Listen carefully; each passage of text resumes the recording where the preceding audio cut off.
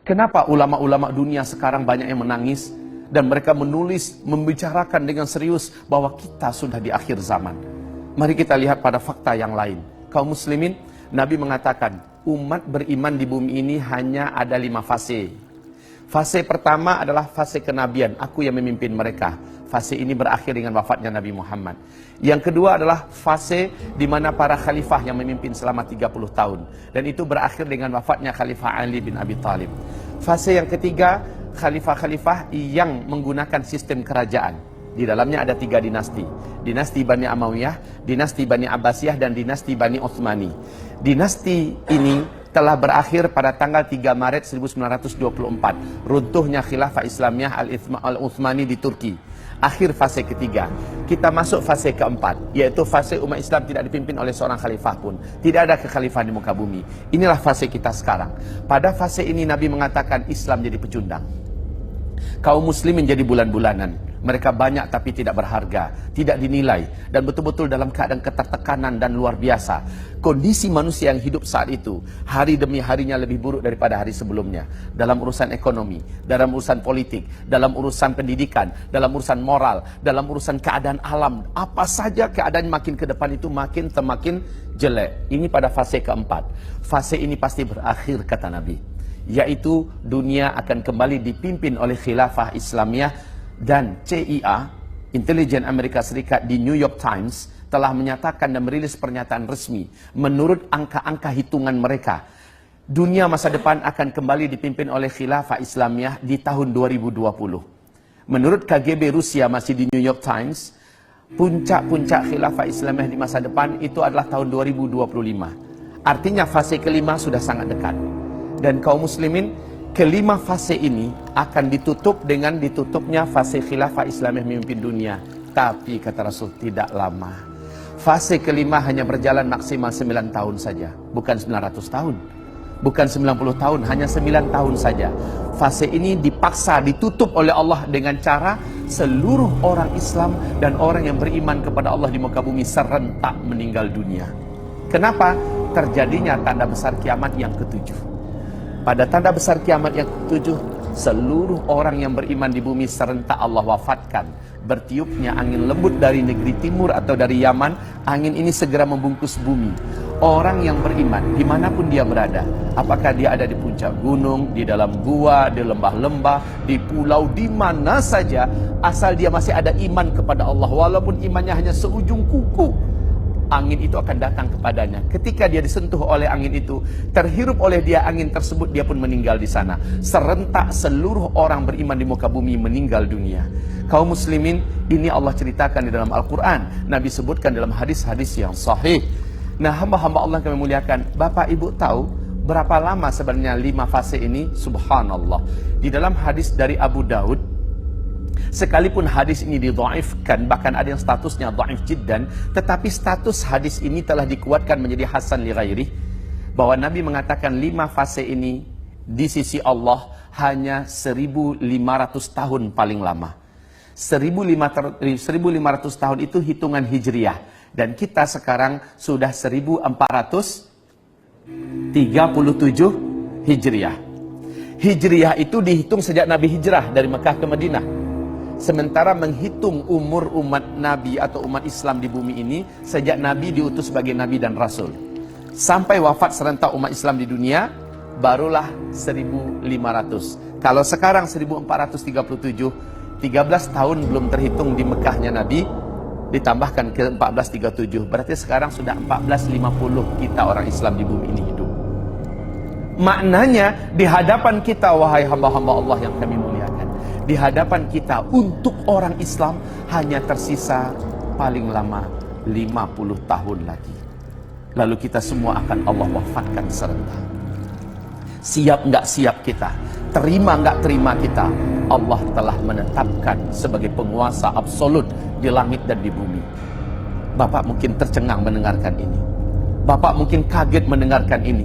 Tetapi sungguh demi Allah, risalah yang saya sampaikan ini telah sampai ke Arab Saudi, telah sampai ke Amerika. Insya Allah dengan izin Allah di New York, tak lama lagi saya akan diundang menyampaikan materi ini.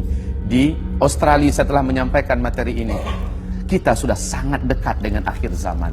Hamba-hamba Allah yang kami muliakan, yang paling mengejutkan adalah Nabi menyebutkan ada 10 tanda besar kiamat. 10 tanda besar kiamat ini tidak akan terjadi kiamat sampai yang 10 ini muncul seluruhnya.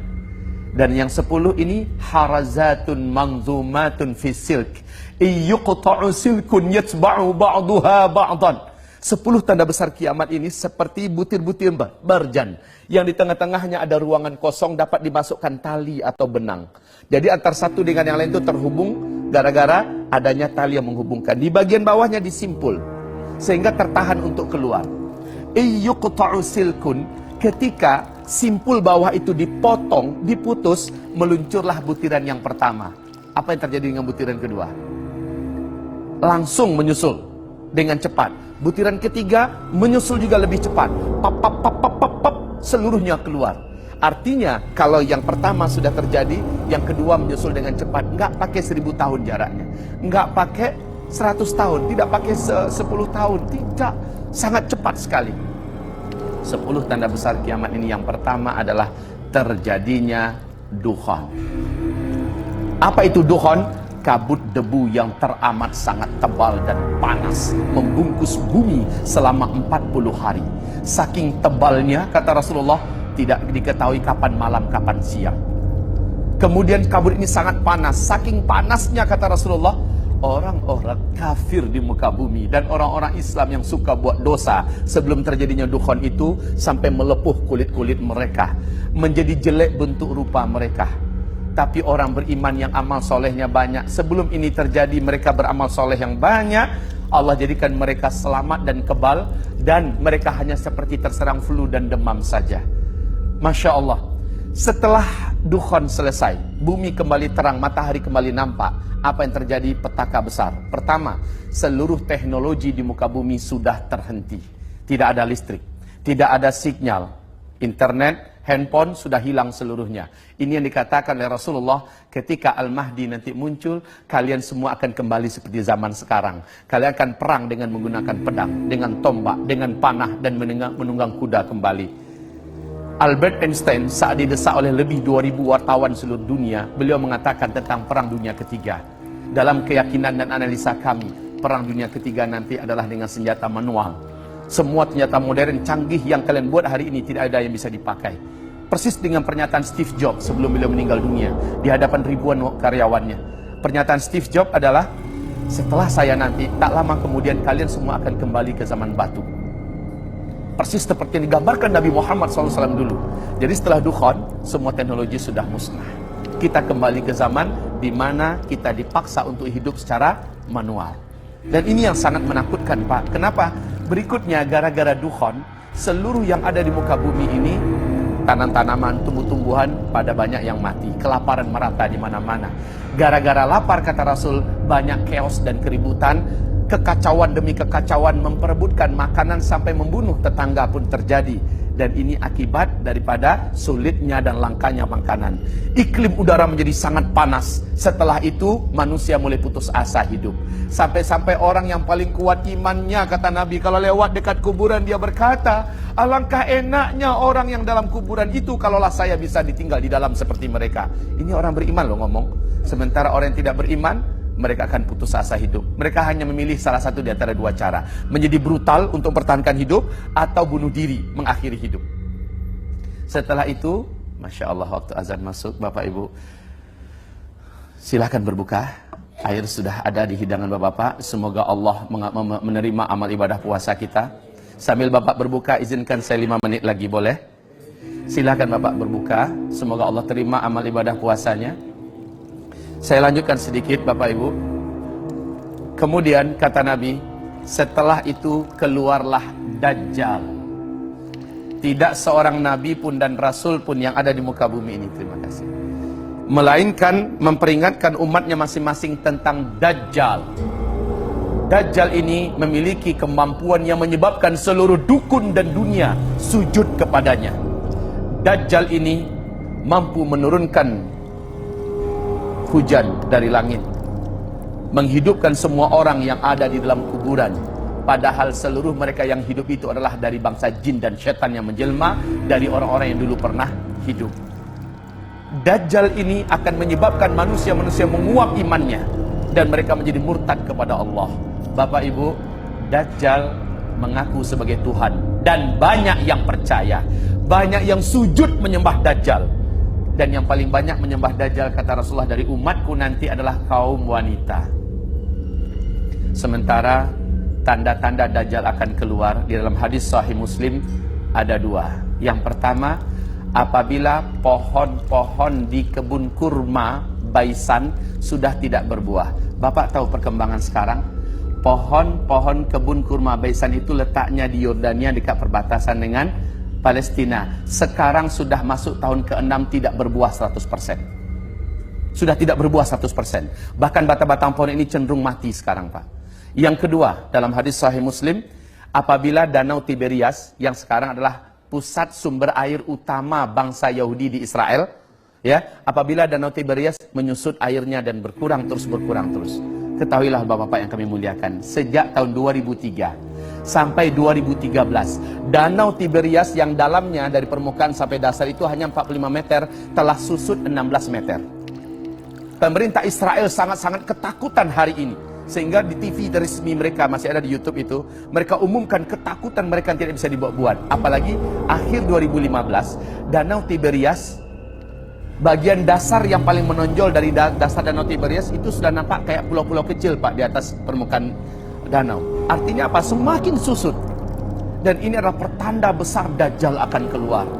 Tidak ada satupun manusia di muka bumi yang sanggup mempertahankan imannya jika ia berjumpa dengan Dajjal. Rasulullah bersabda, tidak ada satu kota pun di muka bumi ini melainkan Dajjal akan masuk ke dalamnya. Hanya Mekah dan Madinah yang Dajjal tak mampu masuk. Baik fisiknya ataupun kesaktian kemampuannya tidak bisa menembus Mekah, Madinah. Kita yang ada di Jakarta, kita yang ada di Indonesia, tidak lama lagi akan menyaksikan banyak para ulama yang menangis dan berkata, hadza zamanu khurujid Dajjal. Inilah zaman di mana Dajjal itu akan keluar. Inilah zaman di mana Dajjal itu akan keluar. Ya Allah, kalaulah kita tidak jaga diri kita dan iman kita benar-benar, kalaulah tidak jaga keluarga kita, pasti kita akan termasuk orang yang tidak mampu selamat. Pasti kita termasuk orang yang akan menjadi penyembah Dajjal. Na'udzubillah. Saya sampaikan ini kepada Bapak dan Ibu dengan sangat super cepat, Bapak Ibu yang kami muliakan. Saya sampaikan ini bukan untuk membuat Bapak jadi apatis menghadapi hidup ke depan, tidak. Saya sampaikan ini malah buat semangat hidup.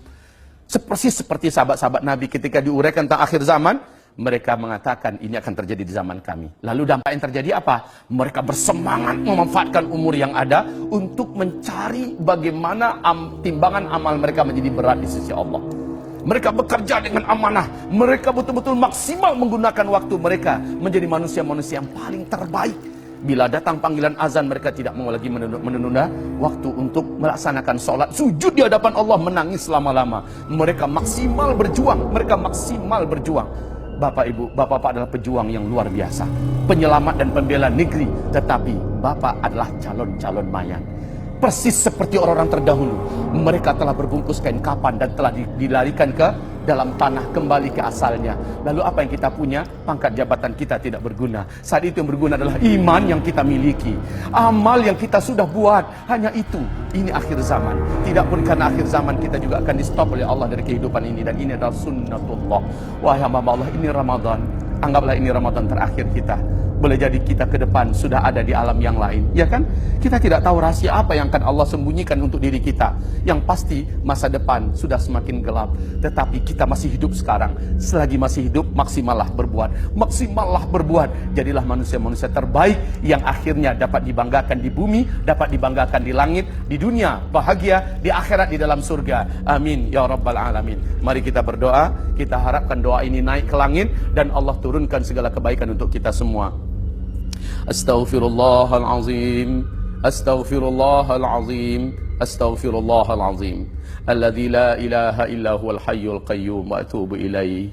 Allahumma ighfir lil muslimina wal muslimat wal mu'minina wal mu'minat al ahya'i minhum wal amwat birahmatika ya sami'un qaribu mujibu da'awat. Ya Allah, ya Rahman, terimalah amal ibadah puasa kami satu hari ini ya Allah. Dan jadikanlah berbuka kami ini adalah berbuka yang kau berkahi ya Allah. Berilah kami kegembiraan dengan menjadi ahli surga karena kami telah mematuhi agamamu ya Allah. Ampuni dosa-dosa kami di masa lalu yang pernah kami buat, dalam keadaan lupa, dalam keadaan sadar atau tidak sengaja.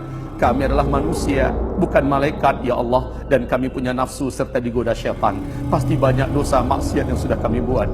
Ampuni dosa-dosa kami ya Allah. Bila ternyata kami adalah manusia-manusia yang hidup di akhir zaman, dan kami akan menghadapi huru-hara dan petaka yang besar, sungguh iman kami sangat tipis dan amal kami masih sangat-sangat sedikit. Ya Allah, janganlah Kau biarkan kami, janganlah Kau jadikan kami termasuk yang hanyut dalam fitnah akhir zaman. Selamatkan kami semua ya Allah. Selamatkanlah para panglima-panglima kami yang ada, jenderal-jenderal kami yang ada, petinggi-petinggi militer ini yang ada ya Allah. Berikanlah mereka hidayah-Mu, kuatkanlah iman di hati mereka ya Allah.